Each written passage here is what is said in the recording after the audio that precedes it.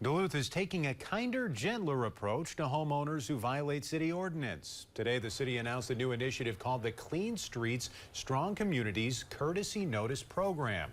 When a resident violates city ordinance like littering or nuisance issues, they'll be delivered a door hanger that outlines the concern and offers 14 days to resolve it. Previously, such issues would have resulted with a citation or inspection.